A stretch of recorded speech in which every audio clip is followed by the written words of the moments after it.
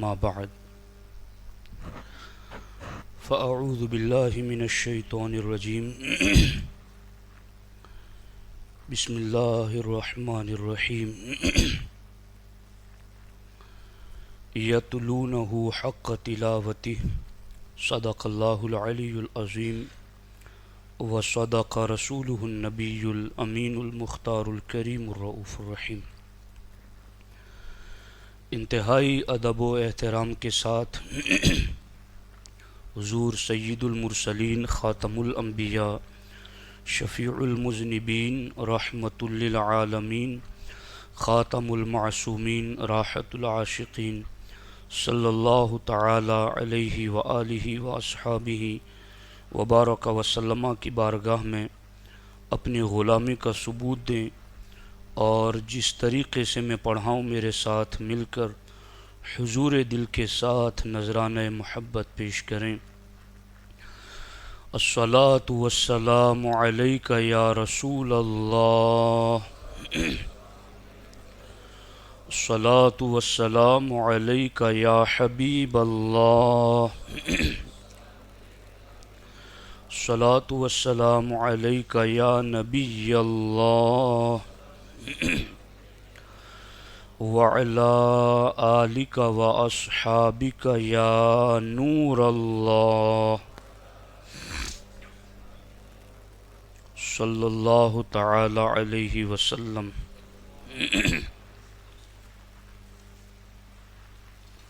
دوستان محترم، وقت مختصر ہیں اور مضمون کافی تفصیل طلب ہیں، لیکن کچھ باتیں عرض کر کے اپنی گفتگو کو اختتام کی طرف لاؤں گا۔ قرآن مجید کی عظمت و شان اور قرآن مجید کی تلاوت کے حوالے سے چند باتیں آپ کے سامنے رکھنا چاہتا ہوں۔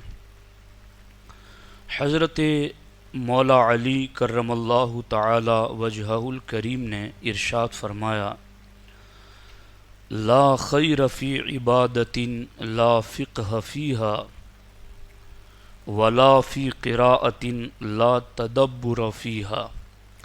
مولا علی فرماتے ہیں کہ اس عبادت میں کوئی خیر نہیں جس کا علم نہ ہو، یعنی اگر عبادت آپ نے کرنی ہے تو عبادت کا پہلے علم حاصل کرو۔ عبادت کرنی ہے تو پہلے اس عبادت کا علم حاصل کرو۔ جیسے نماز پڑھنی ہے تو نماز کے لیے طہارت شرط ہے، پاک ہونا۔ اب پاک ہونے کا مطلب اگر کوئی یہ سمجھ لیتا ہے کہ میں نے بس پانی ڈال دیا، شاور لے لیا اور پاک ہو گیا، اور وہ یہ سمجھے کہ پاک ہونے کی ضروریات میں صابن لگانا ہے اور اسے گھس کر صاف کرنا ہے، تو یہ ساری چیزیں ایسا نہیں ہے کہ ان کی وجہ سے آدمی پاک ہو جائے۔ پاک ہونے کے اپنے شریعت میں ضابطے ہیں، اور اس طریقے سے اگر آپ پاک ہوں گے تو شریعت آپ کو پاک مانے گی۔ تو جس طرح نماز کے لیے طہارت ضروری ہے، ستر عورت ضروری ہے، اسی طرح کوئی بھی عبادت ہو، جو عبادت آپ کرنا چاہے اس عبادت میں خیر تبھی آئے گی جبکہ اس عبادت کا علم حاصل کر کے اس علم کے مطابق آپ عبادت کریں۔ تو مولا علی کا یہ فرمان سمجھ میں آیا کہ عبادت میں خیر تب آئے گی جب اس عبادت کا علم آپ کے پاس پہلے ہو۔ تو اب ہماری تمام عبادتوں کو ہمیں اس میزان پر تولنا چاہیے، اور ایک چیز یاد رکھیں، جو عبادت فرض ہے اس کا علم حاصل کرنا بھی فرض ہے۔ نماز فرض ہے تو طہارت کا علم حاصل کرنا بھی فرض ہے، ستر عورت کا علم حاصل کرنا بھی فرض ہے۔ سمت قبلہ کا علم حاصل کرنا بھی فرض ہے۔ تو فرض عبادت کی ادائیگی کے لیے اس کا علم حاصل کرنا بھی فرض ہے۔ تو مولا علی فرماتے ہیں لا خیر فی عبادت لا فقہ فیہا، خیر عبادت میں تبھی آئے گی جب اس عبادت کو علم کے مطابق ادا کیا جائے۔ اب مولا علی آگے فرماتے ہیں ولا خیر فی قراءۃ لا تدبر فیہا، اور اس قراءت میں بھی خیر نہیں جس قراءت میں تدبر نہیں، یعنی بندہ قرآن تو پڑھ رہا ہو مگر اس کا دھیان قرآن میں نہ ہو، الفاظ وہ پڑھ رہا ہو دھیان کہیں اور ہو، توجہ کہیں اور ہو، ذہن دل دماغ میں کچھ اور چل رہا ہو، تو پھر مولا علی فرماتے ایسی قراءت خیر والی نہیں ہے۔ خیر والی قراءت وہ ہے کہ جو قراءت بندہ پڑھے قرآن اور سمجھ کر پڑھے، اس میں غور و فکر کرے، کم از کم اتنا تو ضرور ہونا چاہیے کہ جس وقت وہ قرآن پڑھ رہا ہو اس وقت اس کی پوری توجہ کم از کم قرآن کے ظاہری الفاظ پر تو ہو۔ اب معنی مطلب سمجھنا، اس کی تفسیر سمجھنا، اس کی گہری باتیں سمجھنا، یہ تو ہر ایک کے بس کی بات نہیں ہے، لیکن کم از کم جتنی دیر قرآن پڑھے اتنی دیر اس کا دھیان قرآن میں ہو۔ اگر ایسا ہوگا تو پھر اس بندے کو قراءت اور تلاوت کی خیر نصیب ہو جائے گی۔ اس لیے ہمارے بزرگوں کا قرآن پڑھنے کا عجیب انداز تھا۔ ایک بزرگ کہتے ہیں کہ میں نے ایک قرآن ایسا میں پڑھتا ہوں جو ہر ہفتے ختم کرتا ہوں، ہفتے میں ایک بار میں قرآن ختم کرتا ہوں۔ فرماتے دوسرا قرآن میں وہ پڑھتا ہوں، یعنی ایک مرتبہ اور دوسری مرتبہ دوسرا قرآن میں وہ ختم کرتا ہوں جو ایک مہینے میں ختم کرتا ہوں۔ اور فرماتے تیسرا قرآن میں نے وہ شروع کر رکھا ہے کہ 16 سال سے تقریباً شروع کر رکھا ہے اور ابھی وہ ختم نہیں ہوا ہے۔ تو یہ جو نماز میں تراویح میں قرآن پڑھنے والی بات ہے تو وہ تو 27 دن میں ختم ہو گیا، مگر ایسا نہیں کہ اب ہم بھی ہاتھ جھاڑ کے مسجد سے باہر چلے جائیں تو کبھی قرآن کی طرف پلٹ کر نہ آئیں۔ یہ تو تراویح میں ختم قرآن سنت مؤکدہ ہیں جو ادا کر لیا گیا، مگر ہم مسلمان تو صرف تراویح کی حد تک نہیں ہیں، ہم تو زندگی کی آخری سانس تک کے لیے مسلمان ہیں۔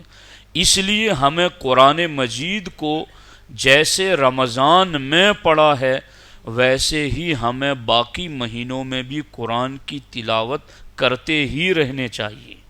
اس کی پابندی کرو، اور ہر نماز کے بعد یا کم از کم نماز فجر کے بعد کچھ نہ کچھ رکوع یا کچھ نہ کچھ آیتیں قرآن مجید کی تلاوت ضرور کر لیں۔ اور میں تو یہ کہوں گا آپ کو، اور یہ واقعی میں آج کی اس محفل کا خاص سبق مان لو آپ، چونکہ نماز ہم پر فرض ہے کہ نہیں؟ 5 وقت کی نماز ہم پر فرض ہے نا۔ نماز جو فرض ہے نا، اس نماز کا فرض قرات ہے۔ نماز عبادتوں میں ایک عبادت ہے، حج، روزہ، نماز، تو یہ فرض عبادتیں ہیں۔ اس نماز میں جو نماز فرض ہے نا، اس نماز کے کمپلیٹ ہونے کے لیے قراءت کا ہونا فرض ہے۔ اب وہ قراءت کون سی؟ وہ قراءت وہ کہ جو کم از کم حروف صحیح طریقے پر ادا کیے جائیں۔ اب صحیح طریقے پر حروف ادا نہیں کیے جائیں گے تو میرے بھائیوں میں تمہیں حدیث سناؤں تو تم بھاگ جاؤ یہاں سے۔ سرکار نے فرمایا کہ کئی قرآن پڑھنے والے ایسے ہیں، قرآن پڑھتے ہیں اور قرآن ان پر لعنت کرتا ہے۔ ہم پوری زندگی یہی سمجھتے رہیں کہ ہم قرآن پڑھ رہے ہیں اور رحمتیں لے رہے ہیں، اگر خدا نہ خواستہ صحیح نہیں پڑھا تو پھر اس حدیث کے مطابق کیا ہوگا؟ سمجھ آ رہی ہے نہیں آ رہی؟ اس لیے یہ کہیں ایسا نہ ہو جائے کہ اللہ کی آیتوں کے ساتھ تم مذاق کر رہے ہو۔ اس لیے قرآن آپ نے بہت ذوق اور شوق اور محبت سے سنا، پورا مہینہ آپ نے کھڑے رہ کر تکلیف میں، بیمار ہوں گے پھر بھی آپ آ گئے ہوں گے، آپ کا کوئی کام ہوگا پھر بھی آپ آ گئے ہوں گے، آپ نے بہت سارے کام چھوڑ کر کے بھی نہیں مجھے تراویح میں قرآن سننا اور پورا کرنا ہے، تو آپ آ گئے۔ تو الحمدللہ اب یہ ہماری ڈیوٹی ہو گئی ہے کہ ہمیں کم از کم اپنی زندگی میں قرآن ایسا پڑھ لینا چاہیے یا سیکھ لینا چاہیے کہ جس کے پڑھنے پر ثواب ملتا ہے۔ بس کوشش کریں گے انشاءاللہ عز و جل، اس کی کوشش کریں۔ ہمارے ہفتہ واری اجتماعات ہوتے ہیں، ہمارے ائمہ علماء ہوتے ہیں، اگر آپ ان سے ملیں گے وہ آپ کو یقیناً پڑھا دیں گے۔ کوئی نہ کوئی وقت خاص کر لیں، عشاء بعد، مغرب بعد آدھا گھنٹہ بیٹھ جائیں، قرات سیکھ لیا کریں۔ ہفتہ واری اجتماع میں بھی ہمارے یہاں قرات سکھائی جاتی، تلاوت مطلب بحیثیت تلاوت ہو نہیں جاتی بلکہ مشق ہوتی ہے، تو اس میں بھی کم از کم ہفتہ واری اجتماع میں آنے والا بندہ بھی اگر سال بھر کے ہر ہفتے کے اجتماع کو اٹینڈ کرے گا تو ہر ہفتے میں ایک نہ ایک قرات اس کی درست ہوتی جائے گی۔ تو یہ کرنے سے ہوگا، باقی ہم اپنی دنیا کے لیے بہت کچھ کرتے ہیں تبھی ہوتا ہے، تو پھر ہمیں دین کے لیے اور اپنی آخرت کے لیے بھی کچھ کرنا ہے۔ رمضان نے آ کر ہمیں سکھا دیا کہ باقی مہینوں میں رہنا کیسے، سیکھ نہ لے تو اس سے بڑا نادان کوئی نہیں، اس لیے اس بات پر توجہ دو۔ ہمارے آقا علیہ السلام کی شان یہ تھی، حدیث پاک میں ہے کہ سرکار دو عالم صلی اللہ علیہ وسلم نے صرف بسم اللہ الرحمن الرحیم پڑھا تو اس کو 20 مرتبہ ریپیٹ کیا، 20 مرتبہ سرکار نے صرف بسم اللہ شریف کو ریپیٹ کیا، اور سرکار فرماتے ہیں میں نے جتنی بار ریپیٹ کیا مجھے بسم اللہ شریف کے نئے علوم عطا کر دیے گئے۔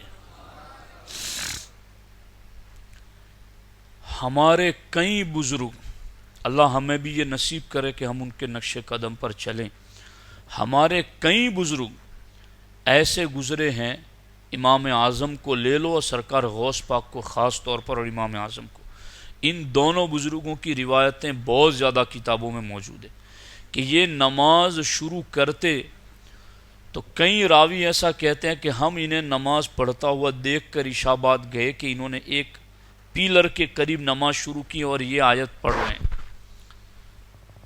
وَالطُّورِ وَكِتَابٍ مَّسْطُورٍ فِي رَقٍّ مَّنشُورٍ وَالْبَيْتِ الْمَعْمُورِ وَالسَّقْفِ الْمَرْفُوعِ وَالْبَحْرِ الْمَسْجُورِ إِنَّ عَذَابَ رَبِّكَ لَوَاقِعٌ إِنَّ عَذَابَ رَبِّكَ لَوَاقِعٌ۔ میں عشاء کے وقت گیا تو انہیں إِنَّ عَذَابَ رَبِّكَ لَوَاقِعٌ سنتے ہوئے گیا تھا، نماز فجر کے لیے آیا تو وہ وہی پڑھ رہے تھے۔ ان کی یہ حالتیں ہوتی تھی کہ وہ قرآن میں ایسا ڈوب جاتے تھے۔ آج اگر کسی کو یہ کہا جائے کہ غوث پاک نے 15 سال ایسے گزارے کہ عشاء بعد ایک پاؤں پر کھڑے ہو جاتے اور قرآن کی تلاوت شروع کرتے نماز میں، اور نہیں نماز کے علاوہ کھوٹی پکڑ کے، تو ایک پاؤں پر کھڑے ہو کر الحمد شریف سے شروع کرتے، فجر ہونے سے پہلے پہلے قرآن مکمل کر لیتے تھے۔ ایسے 15 سال سرکار غوث پاک نے ہر رات کیا ہے۔ آج لوگوں کو تعجب ہو کہ یہ کیسے ہو گیا یار، آج کا موبائلیا اور فیس بک یا رات کو بیٹھتا ہے لے کر کے تو اس کے 3 گھنٹے نکل جاتے ہیں، تو اس کی بیوی پریشان، اس کی ماں پریشان، اس کے والد پریشان، یار اس کی یہ کیا کرتا ہے اس میں، اور یہ خود بھی سوچتا ہے یار اتنے بج گئے، اس کو پتہ ہی نہیں چلا۔ جب تمہاری دنیا کی فانی چیزوں میں تمہیں اتنا انٹریسٹ آتا ہے تو ان صالحین کو اللہ کے کلام میں کتنی مٹھاس محسوس ہوتی ہوگی۔ وہ فنا ہو جاتے تھے اس قرآن کو ایسے پڑھتے تھے کہ قرآن ان کے سینے میں رچ بس جاتا تھا۔ تو میرے بھائیوں، یہ زندگی بہت تھوڑی ہے، ایوریج عمر بس 60-65 رہ گئی ہے، اور یہ حدیث نبوی کا مفہوم ہے، اور اب تو بزرگ بوڑھے بھی بہت کم نظر آتے ہیں۔ آپ دیکھو کہ کوئی بوڑھا مل جائے تو اب غنیمت ہے، باقی لوگ 40 سے 50 کے درمیان ہی رخصت ہونا شروع ہو گئے ہیں۔ کیا کریں گے اگر کچھ دین کا کیے بغیر کسی اور کا کچھ بھلا کریں نہ کریں، اپنا تو بھلا کریں آخرت کا؟ اور یہ آخرت کا بھلا کرنے کی پہلی سیڑھی ہے نماز، اور نماز تب صحیح ہوگی جب تلاوت صحیح ہوگی۔ میں آپ کو واللہ بتا رہا ہوں، میں کئی مسجدوں میں کئی اماموں کے پیچھے نماز نہیں پڑھتا صرف تلاوت کی وجہ سے کہ ان کی قرات ہی صحیح نہیں ہے۔ کیوں سے صاحب؟ ان کی قرات ہی صحیح نہیں ہے، انہیں سمجھایا بھی جاتا ہے، پتہ نہیں وہ کیا سمجھ رہے ہیں، خوف خدا نہیں۔ تو ایسا نہیں ہے کہ امام بھی اگر قرات کر رہا ہے تو وہ بھی بے لگام ہے، وہ جیسے چاہیں ویسے پڑھ لیں، اسے بھی صحیح پڑھنے کا پابند کیا گیا ہے۔ وہ سب سے آگے ہیں تو اس کے سر پر اللہ رسول ہے۔ اگر قوم کو سمجھ میں نہیں آتا تو اسے خود تو سمجھ میں آتا ہے۔ تو میرے بھائیوں، اس لیے نماز درست کرو، اور نماز کی درستگی کے لیے تلاوت کو درست کرنا بہت زیادہ ضروری ہے۔ میں کیا بات آپ کو عرض کروں، حضرت میسرہ رضی اللہ تعالیٰ عنہ فرماتے الغریب هو القرآن فی جوف الفاجر، فاسق و فاجر شخص کے دل میں قرآن اجنبی کی طرح رہتا ہے، قرآن کا اس سے کوئی تعلق نہیں ہوتا۔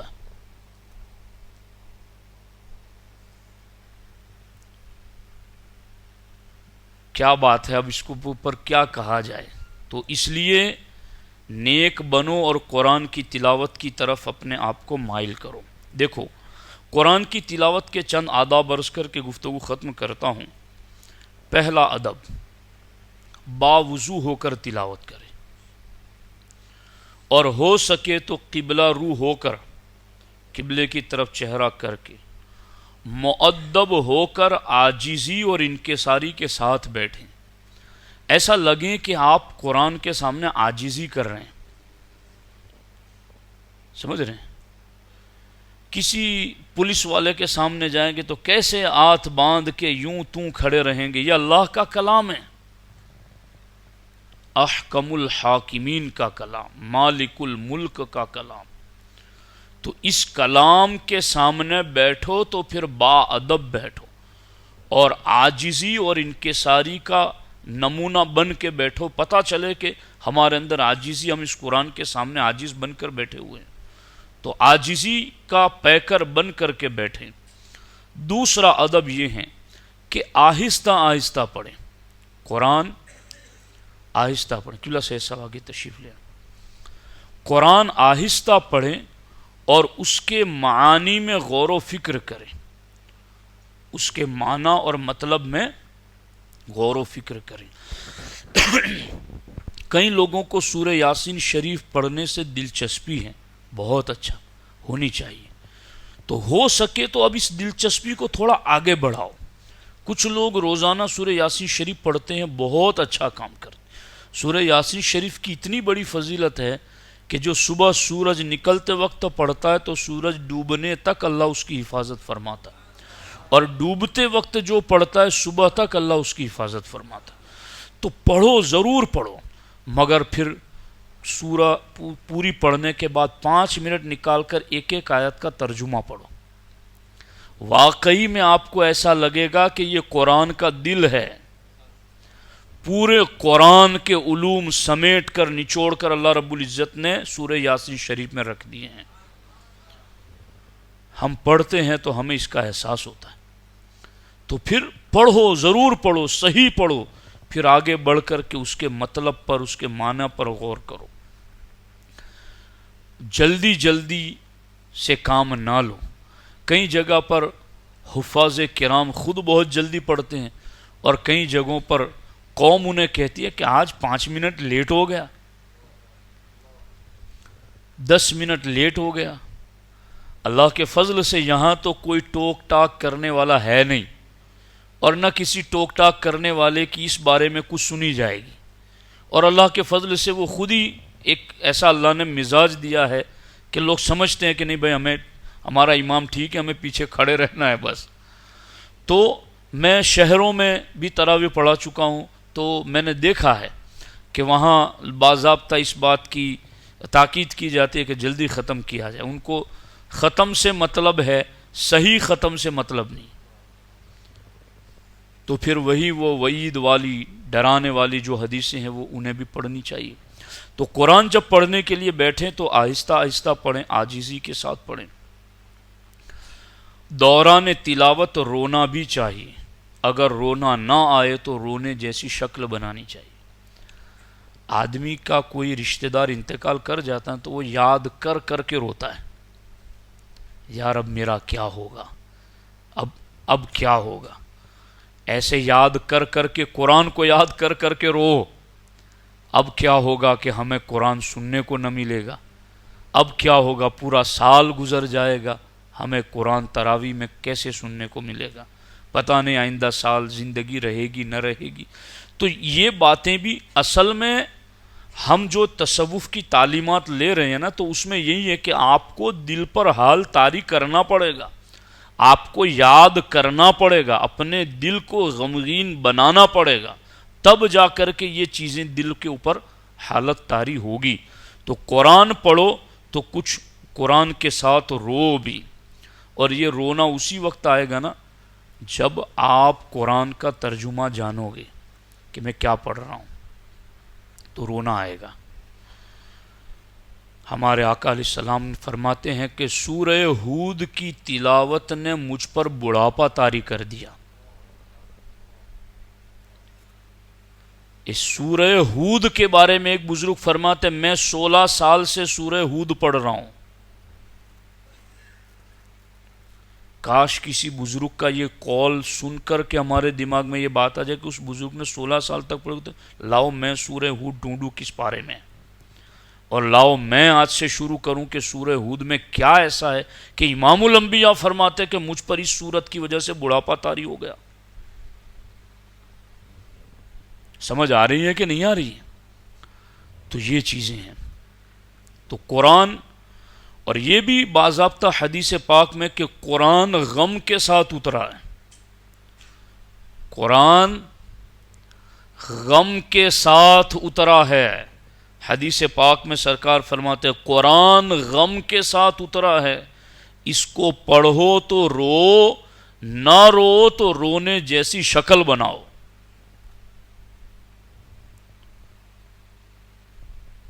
واقعی میں اگر ہم نے ان آداب پر عمل کیا نا، قرآن ہمارے دل میں بیٹھ جائے گا. خدا کی قسم، ذرا آنے دو اس کو، اور اس انداز سے آنے دو جس انداز سے قرآن آنا چاہتا ہے. پھر دیکھو دل میں ہمارے قرآن بیٹھ کر ہمارے وجود پر حکومت قرآن کی چلے گی. یہ تب ہوگا جب آنے دیں گے ہم اس کو. صرف زبان سے پڑھ لینا کافی نہیں ہے.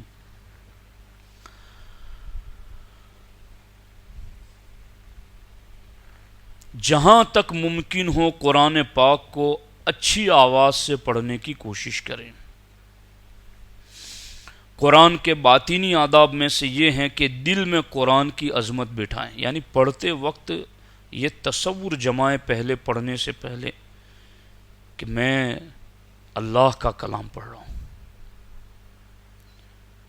میں احکم الحاکم، وہ کلام جو اللہ پہاڑوں پر اتارتا تو پہاڑ ریزہ ریزہ ہو جاتے. لو انزلنا هذا القرآن على جبل لرأيته خاشعا متصدعا من خشیت اللہ، کہ اگر اس قرآن کو ہم پہاڑوں پر اتارتے تو پہاڑ بھی ریزہ ریزہ ہو جاتے. یہ قرآن میں لکھا ہے. تو آپ اور ہم پڑھتے وقت یہ تصور کریں کہ یہ قرآن جو پہاڑوں پر اترتا، پہاڑوں کی یہ حالت ہو جاتی. یا اللہ اب میں پڑھنے لگا ہوں، مجھ پر رحم کرنا کہ میں پڑھ سکوں. اور میں وہ روایتیں آپ کو کیا سے سناؤں. قوت القلوب میں شیخ ابو طالب مکی علیہ رحمہ کو پڑھو. قرآن کا ایک ایک حرف ایک ایک جہان کی طرح ہے. یہ تصورات کی دنیا میں آنے والوں کو پتہ چلتا ہے. ایک ایک حرف ایک ایک دنیا کی طرح ہے. ایک حرف قرآن کا، ایک ایک حرف. تو ایک قرآن کا ادب یہ ہے کہ اس کی تلاوت سے پہلے اس کی عظمت دل میں بٹھائیں، قرآن پڑھنے سے پہلے اللہ کی عظمت دل میں بٹھائیں اور خیال کریں کہ یہ کس عظیم ذات کا کلام ہے اور میں کس بھاری کام کے لیے بیٹھا ہوں۔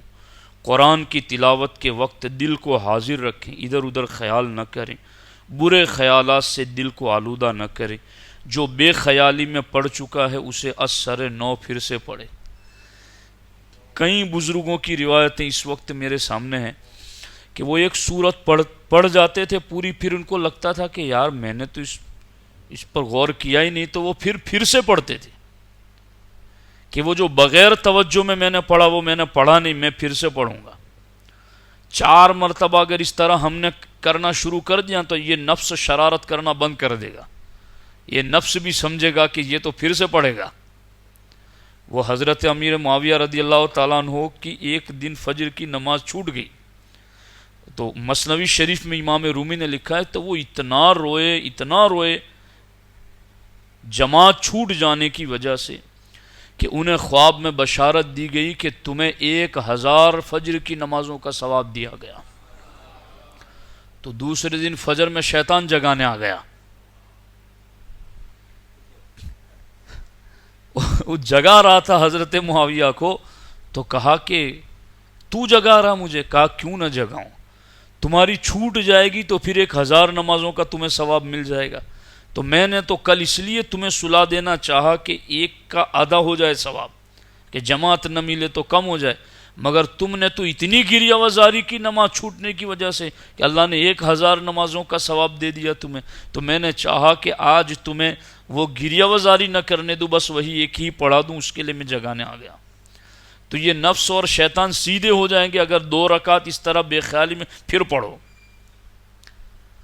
قرآن ایک رکوع پڑھا، کچھ پڑھا، بے خیالی میں پڑھا، پھر پڑھو اس کو، تو یہ نفس کے وار سے بچنے کا یہ علاج ہے۔ اس طریقے سے قرآن مجید پڑھا جاتا ہے۔ ہمارے نبی کا طریقہ یہ تھا کہ ہمارے نبی جب بشارت والی آیتیں پڑھتے تھے نا، فی جنت عالیہ قطوفہا دانیہ، سورہ واقعہ کی ابتدائی آیتیں اور دوسرے صفحے والی آیتیں پڑھو، ایک دم جنت ہی جنت اور جنت کی سب نعمتوں کے تذکرے۔ تو ہمارے نبی علیہ الصلوۃ والسلام جب ایسی جنت کی نعمتوں، اللہ کی رضا اور خوشخبری والی آیتیں پڑھتے تھے تو صحابہ کہتے ہمیں دور سے دیکھ کے پتہ چل جاتا تھا کہ حضور بشارتوں والی آیتیں پڑھ رہے ہیں، چونکہ چہرہ اتنا کھل جاتا تھا۔ اور جب سرکار عذاب والی آیتیں پڑھتے، سختی والی آیتیں پڑھتے، تو سرکار کے چہرے پر غم کے اثرات ہوتے، اور سرکار ٹھہر کر کے وہاں نماز کے باہر جہاں بھی عذاب والی آیتیں ہوتی تو جیسا حکم ہوتا سرکار فوراً ٹھہر کر کے اس حکم پر عمل کی بات زبان سے اظہار کرتے تھے۔ جیسے سرکار پڑھتے تھے الیس اللہ باحکم الحاکمین سورہ والتین میں کہ کیا اللہ سارے حاکمین کا حاکم نہیں ہے، تو سرکار یہ آیت پڑھ کے پھر کہتے بلا یا رب، بلا یا رب، بلا یا رب، اے میرے رب کیوں نہیں، تو ہی احکم الحاکمین ہے۔ تو یہ پڑھیں اور پھر اس پر ریئیکشن بھی ہوں۔ جیسے ابھی سید صاحب نے سجدہ تلاوت کیا تو وہ آیت میں جو ٹھہر کر کے سجدہ کرتے ہیں نا، اس میں حکم ہوتا ہے سجدہ کر، اس کا ترجمہ ہی یہ بنتا ہے کہ سجدہ کر، تو اس پر عمل کے لیے بندہ سجدے میں فوراً جاتا ہے، یعنی جیسا حکم آیا فوراً سجدے میں۔ تو ایسا سرکار فرماتے تھے کہ جہاں عذاب والی آیت ہے تو اللہ کے عذاب سے پناہ طلب کرتے، جہاں جنت کی خوشخبریاں ہوتی تو جنت الفردوس کا سوال کرتے۔ ہم بھی قرآن پڑھ کر کے یوں اس طرح سے بھی تلاوت کرنے کی کوشش کریں۔ حضرت عثمان غنی جمعہ کی رات میں قرآن کریم کا آغاز کرتے تو سورہ بقرہ سے لے کر سورہ مائدہ تک پڑھتے تھے جمعہ کی رات، ایک ہفتے میں قرآن ختم کرتے تھے۔ تو جمعہ کی رات میں سورہ بقرہ سے شروع کرتے سورہ مائدہ تک، پھر ہفتے کی رات میں سورہ انعام سے لے کر سورہ ہود تک، پھر اتوار کی رات کو سورہ یوسف سے سورہ مریم تک، پھر پیر کی رات کو سورہ طٰہٰ سے سورہ طاسیم میم تک، پھر منگل کی رات کو سورہ عنکبوت سے لے کر سورہ صاد تک، اور بدھ کی رات کو سورہ تنزیل سے لے کر سورہ رحمان تک، پھر شب جمعہ وہاں سے لے کر اخیر تک قرآن مجید ختم فرمایا کرتے تھے۔ تو یہ اس طریقے سے ہمارے بزرگوں کا طریقہ تھا، اس لیے میرے بھائیوں اس کا خاص خیال رکھو۔ ایک 2-3 منٹ میں 2 بات عرض کر دیتا ہوں، سن لو۔ حضرت سیدنا ثابت بنانی فرماتے ہیں کہ میں نے خواب میں دیکھا کہ میں بارگاہ رسالت میں حاضر ہوں اور میں قرآن کی تلاوت کر رہا ہوں۔ بہت بڑے اللہ کے ولی، خواب میں دیکھا کہ میں حضور کی مجلس میں بیٹھا ہوں اور میں قرآن پڑھ رہا ہوں، اور جب میں پڑھنے سے فارغ ہوا، پڑھ چکا، تو پھر اللہ کے رسول علیہ السلام نے فرمایا یہ تو محض قرآن کریم کی تلاوت تھی، رونا کہاں ہے؟ یہ تو محض قرآن کریم کی تلاوت تھی، رونا کہاں ہے؟ اور بڑی پیاری روایت ہے، اور بہت توجہ سے اس کو آپ سنیں۔ قبر میں بندے کو آرام چاہیے، اور اس آرام کا جو ایک طریقہ ہے وہ کیا ہے؟ شیخ ابو طالب مکی علیہ رحمہ قوت القلوب میں لکھتے ہیں، بندے کو قبر میں اطمینان اور سکون والی کیفیت چاہیے۔ تو چاہیے، ہر ایک کو چاہیے، مجھے بھی چاہیے، آپ کو بھی چاہیے کہ قبر میں تو آرام ہو جائے، یہاں آرام ہو کہ نہ ہو۔ تو قبر میں ہر بندہ چاہتا ہے کہ مجھے آرام رہے، سکون رہے۔ تو شیخ ابو طالب مکی فرماتے ہیں پھر نماز میں اسی سکون سے قرآن کی تلاوت کرو۔ نماز میں تم جس سکون سے قرآن پڑھو گے، اللہ قبر میں تمہیں وہی سکون عطا فرمائے گا۔ بھاگ بھاگ کر، دوڑ دوڑ کر کے، ادھر ادھر بے توجہی میں نہ پڑھیں، بلکہ بالکل پرسکون ہو کر، مطمئن ہو کر قرآن کی تلاوت کریں۔ تو یہ چند قرآن مجید کے آداب تھے جو میں نے آپ تک پہنچانے کی سعادت حاصل کی۔ اللہ جل شانہ مجھے، آپ کو، سب کو ان کہی ہوئی سنی ہوئی باتوں پر عمل کی توفیق عطا فرمائے۔ اور الحمدللہ ہمارے قبلہ سید درمیان تشریف لائے اور قرآن مجید کی تلاوت کی، میں ان کا بے حد شکر گزار ہوں، ان کا شکریہ ادا کرتا ہوں کہ اللہ جل شانہ نے ہمیں یہ سعادت بخشی کہ ہم ان کے ساتھ قرآن مجید پڑھ سکیں اور سنا سکیں۔ اللہ تعالیٰ انہیں جزائے خیر عطا فرمائے۔ ہمارے قبلہ حافظ امان صاحب، انہوں نے بھی وقت دیا اور قرآن مجید تراویح میں سنایا، میں ان کا بھی شکر گزار ہوں۔ اللہ تعالیٰ انہیں بھی جزائے خیر عطا فرمائے۔ آج 27ویں شب ہے، اور ابھی آپ لوگوں نے نماز تراویح کے اندر ختم قرآن اور اس کے بعد ختم قرآن کے بعد دعا میں بھی شرکت فرمائیں۔ ماشاءاللہ، اللہ تبارک و تعالیٰ کی بارگاہ میں دعا ہے کہ اللہ تبارک و تعالیٰ ہمارا یہاں آنا، تراویح پڑھنا قبول اور مقبول فرمائے۔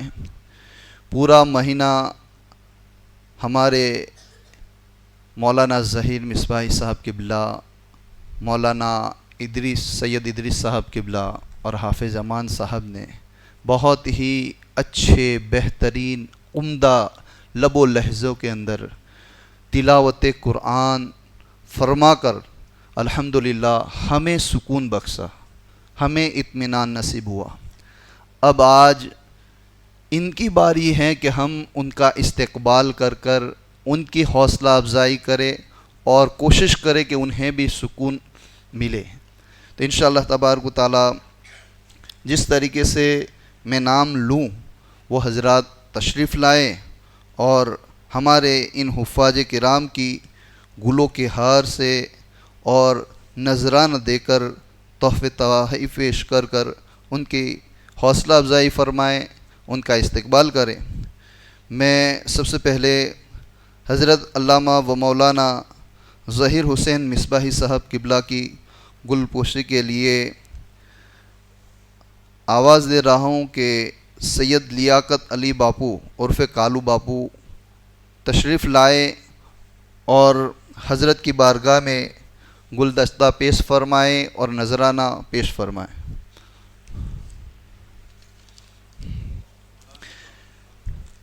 نعرہ تکبیر، نعرہ رسالت، علماء کرام، سادات کرام، سنی دعوت اسلامی، نعرہ تکبیر، نعرہ رسالت۔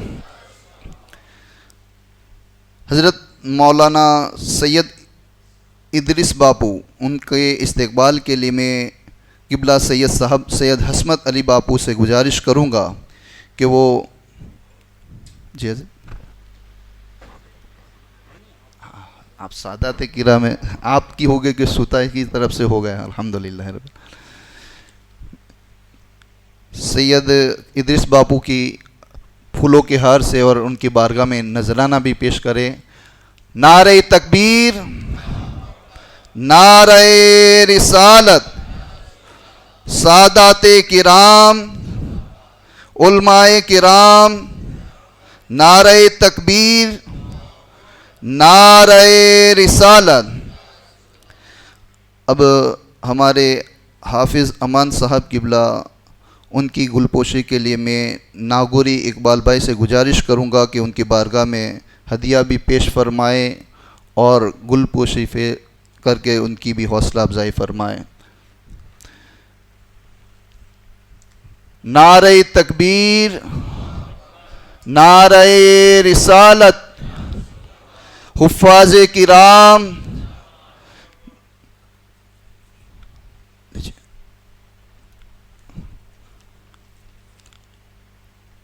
جس طریقے سے ان حضرات نے اپنے بہترین انداز میں تلاوت قرآن پاک سنا کر ایک بہترین خدمت کی ہیں، اسی طریقے سے پورا سال ہمارے اس مسجد کے نائب امام حافظ فیضل صاحب، ان کی بھی گلپوشی کے لیے میں پٹھان انور بھائی سے گزارش کروں گا کہ وہ تشریف لائے اور ہمارے حافظ صاحب قبلہ فیضل حافظی کی گلو کے ہار سے ان کا استقبال کرے اور ان کی بارگاہ میں نذرانہ پیش فرمائیں۔ نعرہ تکبیر، نعرہ رسالت۔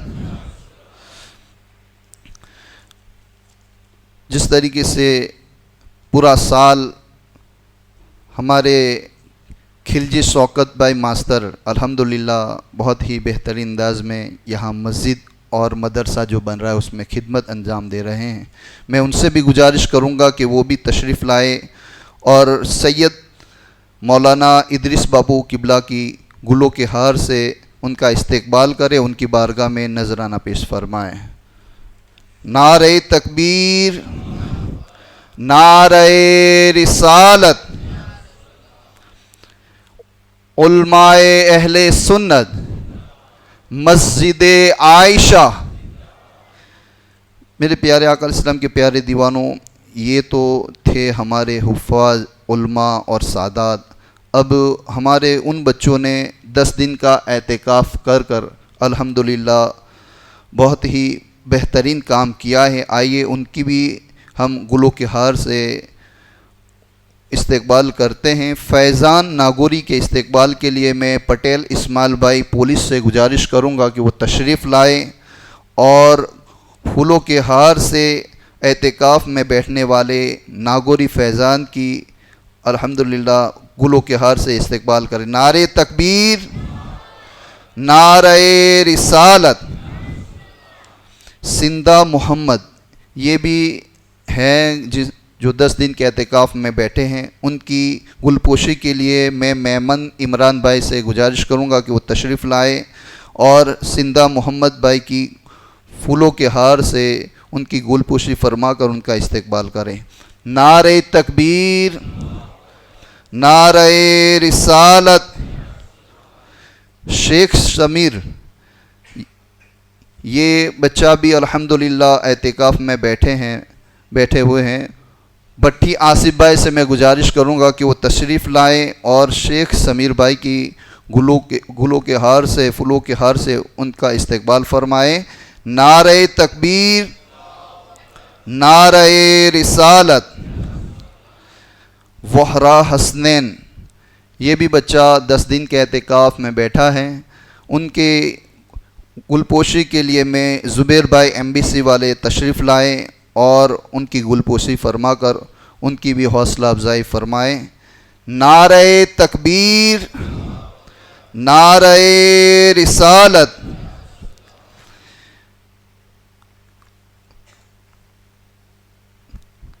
اور سندھا اسماعیل بھائی ماسٹر جنہوں نے ہمارے حفاظ کے لیے کپڑا نذرانہ پیش کیا ہے، میں گزارش کروں گا کہ وہ ہمارے سید صاحب قبلہ کی بارگاہ کے اندر نذرانہ پیش فرمائیں اور ان کی گلپوشی فرمائیں.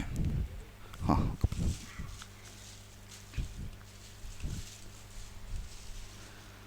اور حافظ امان صاحب قبلہ کی بارگاہ میں بھی ایک جوڑی کپڑا پیش فرمائیں اور ان کی بھی حوصلہ افزائی فرمائیں، ان کی بھی گلپوشی فرمائیں. نعرہ تکبیر، نعرہ رسالت.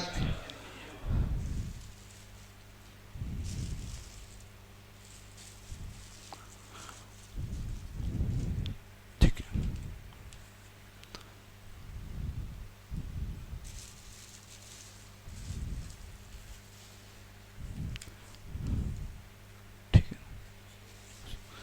صلاۃ والسلام کے لیے کھڑے ہو جائیں.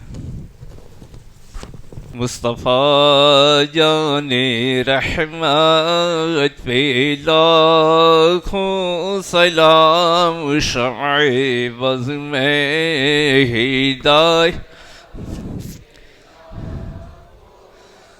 دور و نزدیک کے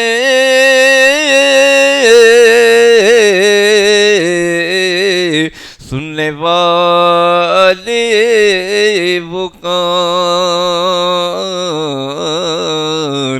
کان لالے کرامت پہ لاکھوں سلام. مصطفیٰ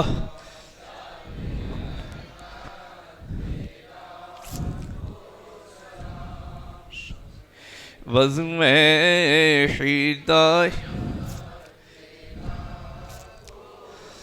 غوث اعظم امام التقی والنقی جلوہ شان قدرت پہ لاکھوں سلام. مصطفیٰ پہ لاکھوں سلام، شمع بز میں مجھ سے خدمت کے قدسی کہے ہاں رضا. مصطفیٰ جان رحمت پہ لاکھوں سلام، شمع بز میں